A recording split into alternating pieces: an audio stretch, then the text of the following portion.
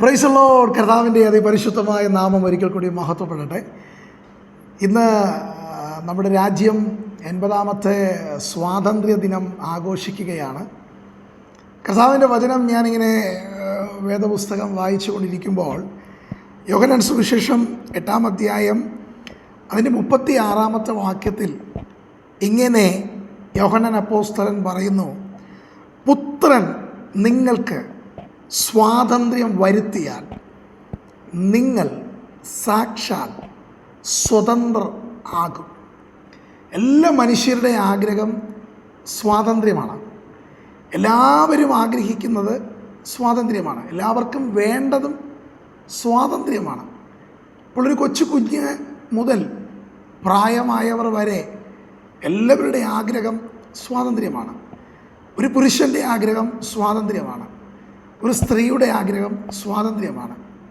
ഈ ലോകത്തിൽ ഓരോ രാജ്യങ്ങളെ എടുത്താൽ അവരെല്ലാ രാജ്യക്കാരും ഒരു പക്ഷേ ഈ 80ാം സ്വാതന്ത്ര്യ ദിനം നമ്മുടെ രാജ്യം ആഘോഷിക്കുന്നത് പോലെ, സെലിബ്രേറ്റ് ചെയ്യുന്നത് പോലെ എല്ലാ രാജ്യക്കാരും അവർക്കൊക്കെ ഓരോ സ്വാതന്ത്ര്യ ദിനമുണ്ടാകും.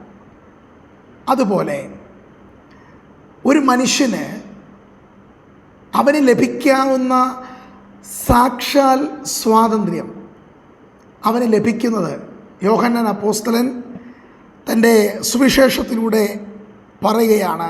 അല്ലെങ്കിൽ കർത്താവായ യേശു നമ്മെ നോക്കി പറയുകയാണ്, പുത്രൻ. ആരാണ് പുത്രൻ? കർത്താവായ യേശുവാണ് പുത്രൻ. പിതാവായ ദൈവത്തിൻ്റെ പുത്രനാകുന്ന യേശു ക്രിസ്തു. ആ യേശു ക്രിസ്തുവിലൂടെ, അഥവാ യേശു ക്രിസ്തു നമുക്ക് നൽകുന്ന സ്വാതന്ത്ര്യമാണ് സാക്ഷാൽ സ്വാതന്ത്ര്യം.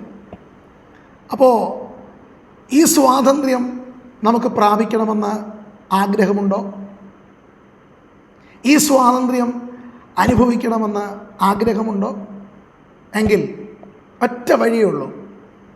ആയിരിക്കുന്ന ഇടത്ത് കർത്താവായ യേശുവേ, ഞാൻ നിന്നെ വിശ്വസിക്കുന്നു, ഞാൻ നിന്നെ സ്നേഹിക്കുന്നു, നീ എൻ്റെ ഹൃദയത്തിലേക്ക് വരണമെന്ന്, നീ എൻ്റെ ജീവിതത്തിലേക്ക് വരണമെന്ന് ഹൃദയം കൊണ്ട് യേശുവിൽ വിശ്വസിക്കുകയും വായ്കൊണ്ട് അത് ഏറ്റുപറയുകയും ചെയ്താൽ നീ സാക്ഷാൽ സ്വതന്ത്രൻ ആകുകയാണ്.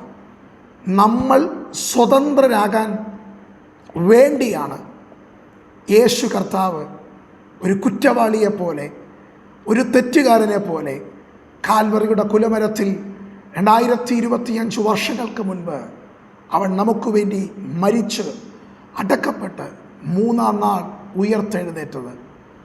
പാപത്തെ ജയിച്ച്, മരണത്തെ ജയിച്ച് അവൻ ഇന്നും പിതാവിൻ്റെ വലത്തുഭാഗത്ത് നമുക്കായി അവൻ മധ്യസ്ഥത ചെയ്യുന്നു. ആ സ്വാതന്ത്ര്യം അനുഭവിക്കാൻ കർത്താവ് നമ്മെ സഹായിക്കട്ടെ. God bless you. ദൈവം നിങ്ങളെ എല്ലാവരെയും ധാരാളമായി അനുഗ്രഹിക്കുമാറാകട്ടെ. ആമേൻ.